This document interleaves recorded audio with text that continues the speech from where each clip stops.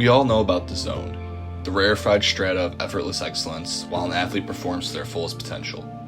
In the zone, the athlete's mind is clear and calm, with no need to analyze or recall anything from memory. They're on autopilot and in the now. Is there also a zone in learning situations? The short answer is yes. There are definitely different mindsets for performing and for learning. While the performance zone calls for the conscious mind to be disengaged, allowing the unconscious and body to take over, in learning situations, it's different. The conscious mind is often front and center through discussions, analysis of technique, breakdown of skills, coaching feedback, and dissection of the learning process itself. This takes brain power, good listening skills, solid powers of observation, synthesis, logical thought, and ultimately, in competition, an ability to tie all that together and submerge that scientific and experimental content so a non-thinking skill can come forth on command. However, all this cognitive activity that assists the learning process is distracting and debilitating noise and performance. It is paramount that the athletes are able to flip the switch in their mind between the learning mindset and the performance mindset. It's critical that athletes know this difference and have ways to shift into the proper mental mode when the situation itself shifts. To that end, it is suggested to use purposely paradoxical statements so your athletes see things in new ways. These shake up their common beliefs so they can achieve a new level of understanding. Here's one that helps them shift into their learning mindset. Practice does not make perfect. Practice makes permanent.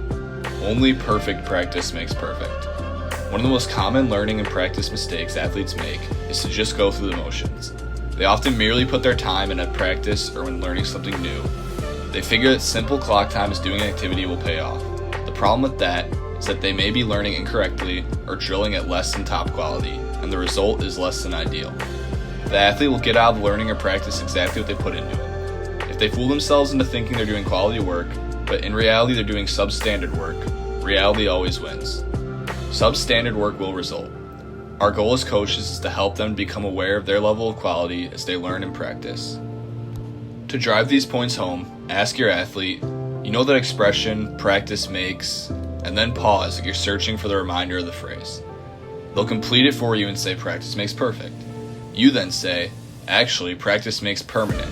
Only perfect practice makes perfect. They may be surprised to hear this phrase, and that's good. You have their attention.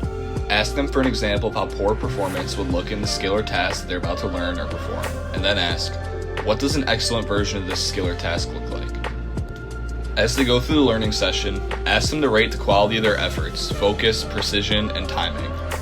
Ask them what grade would you give yourself in the last task on the aspect of X. If they answer less than A+, ask again. What do you need to do to move that to an A+? This is a practical way of using a gap analysis, where they immediately see what was lacking with your feedback and what they need to do to raise the bar to excellence. Becoming a good learner is as much an art as a science. Cultivating the proper learning mindset is the critical starting place. Encourage your athletes to take personal charge of their learning. Engage them with intriguing questions and hold them accountable with quality feedback. The difference you see will amaze you and them.